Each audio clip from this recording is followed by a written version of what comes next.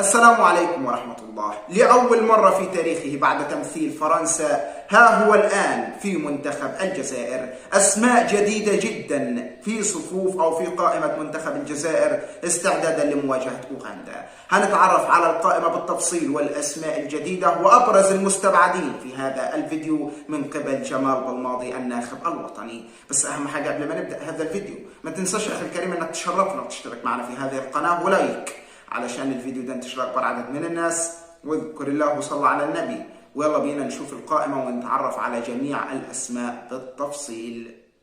تلقى رسميا إخواني الكرام حسام عوار نجم منتخب فرنسا السابق واللاعب الجديد لمنتخب الجزائر أول استدعاء له في صفوف منتخب الجزائر استعدادا للمشاركة في مباراة أوغندا كما ذكرنا وأكدنا في كثير من الفيديوهات السابقة.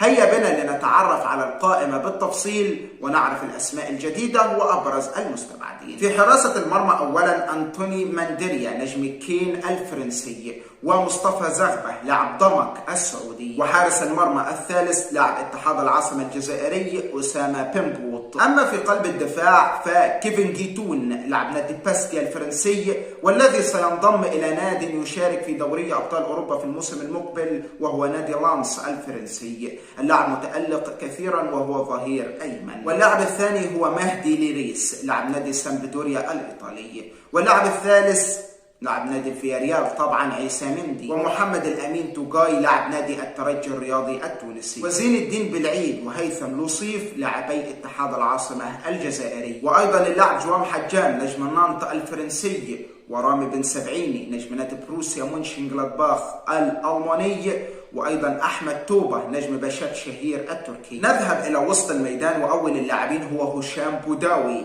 نجم نادي نيس الفرنسي. وأيضا هنالك مفاجأة كبيرة، حماد عبدلي ونبيل بن طالب من أنجي الفرنسي. وأيضا اللاعب فيكتور لكحل من لو هافر الفرنسي، ورامز زروقي من تيفنتي الهولندي. وأخيرا في وسط الميدان ولأول مرة في منتخب الجزائر حسام عوار نجم نادي أولمبيك الفرنسي ونجم الكرة العالمية. أما في الهجوم فرياض محرز نجم نادي مانشستر سيتي الإنجليزي. ومفاجأة كبيرة بالنسبة للكثيرين سعيد بن رحمة أخيرا نجم نادي ويست هام الإنجليزي والمتألق كثيرا جدا في هذا الموسم واللاعب المظلوم كثيرا في الانضمام إلى منتخب الجزائر أخيرا. وفارس شعيبي من نادي تولوز الفرنسي، وبدر الدين بوعناني من نادي نيس الفرنسي، ومحمد الأمين عمورة من نادي لوغانو الفرنسي، وعودة حميدة لبغداد بنجاح نجم السد القطري. واخيرا اللاعب ايمن محيوس من نادي اتحاد العاصمه الجزائري.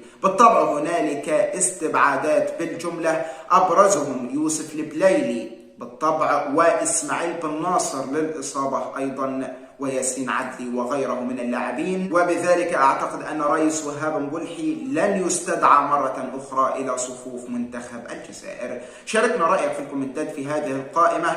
هل هنالك لاعبين كانوا يستحقوا التواجد؟ هل هنالك لاعبين لا يستحقوا التواجد؟ شاركنا رايك في الكومنتات، لايك واشتراك. والسلام عليكم ورحمة الله.